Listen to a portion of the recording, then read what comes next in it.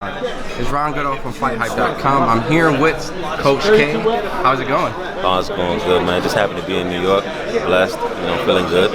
Now, I've seen a lot of your work. You worked with Shakur Stevenson, Keyshawn Davis, up and coming, future Olympic, possibly maybe gold medalist in that sense. And now you're here helping out with former Unified Jarrett Hurd.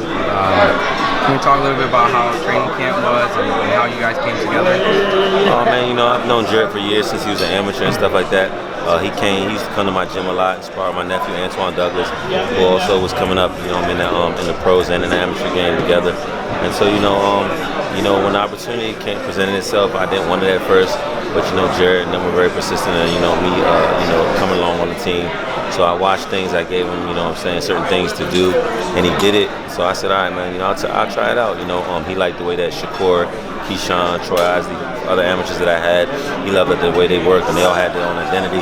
And so he was like, okay, this is a guy that doesn't want everybody to be the same, but he wants to help you get better. So, I talked to Shakur, Keyshawn, Troy Isley, all of them before. I said I was going to take the job on. I had to make sure they felt comfortable. I like athletes to all get along. If one doesn't get along, then it wouldn't be a good fit. I don't want nobody to feel uncomfortable. So once they said okay, it was cool. Training camp was great. We did some test runs first with Jarrett coming to Colorado, and he ended up liking it. So once I knew that he liked it, we just said okay. We started off camp in Alexandria. It was a great camp, and then we finished off in Colorado, which was the big part for us, just getting away from everybody. Let Jerry, tune into the, what I'm trying to show him, the basics, and let him understand, watching film, study, and stuff like that. And also bringing the team along that he had with him in the past, and educating them to new things too. So you got to be able to help each other in the game. We've seen certain fundamentals he's done early in his career, and a lot of fight fans, after you won a championship, seem like the dog side of him. Yeah. Getting a lot of brawls, but. In this sense, from a little bit of what we saw at the media workout today, we saw some slipping, some footwork, a lot of things like you would say maybe going back to the basics, and he credited you in the sense of just you helping him getting back to that point.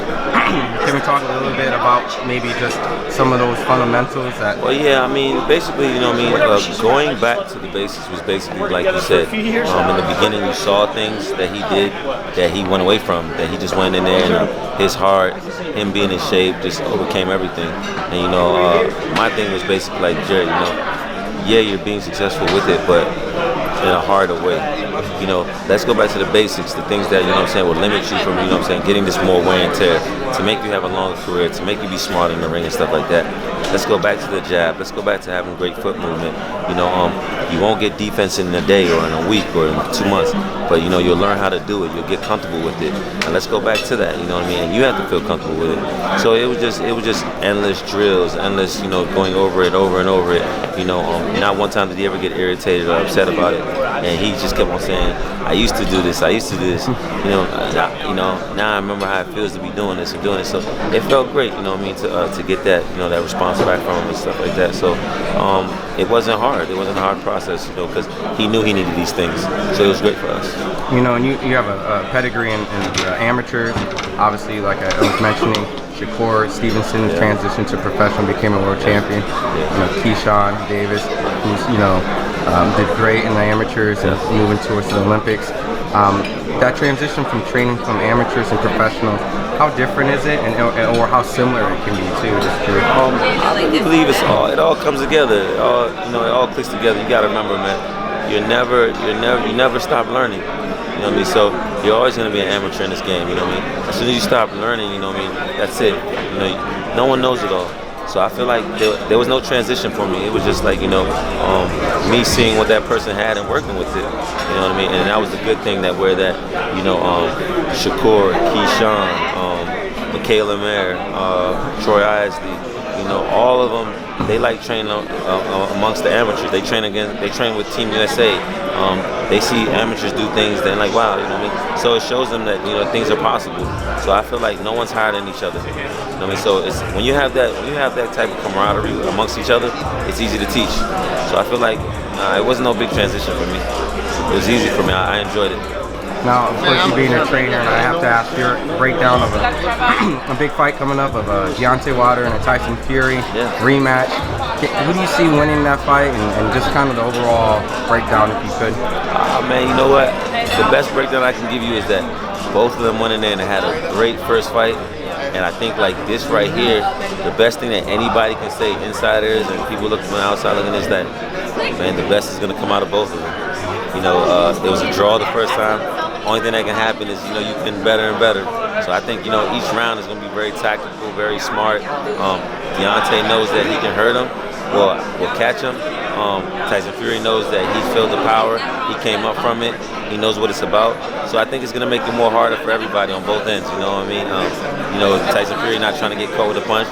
Deontay Wilder not trying to get outboxed. So I like it. You know what I mean? So I can't really give you, you know, a winner or a loser, man.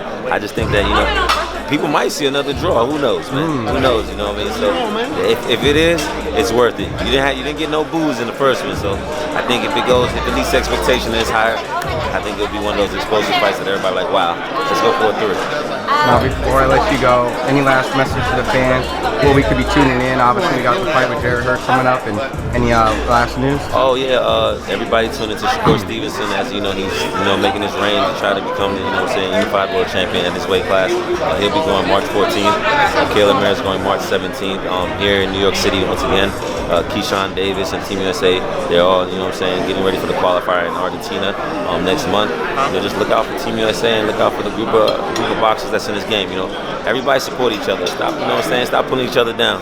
Help each other, man. This is a hard game that we're in, man. Push each other. Motivate each other. Stop downing each other.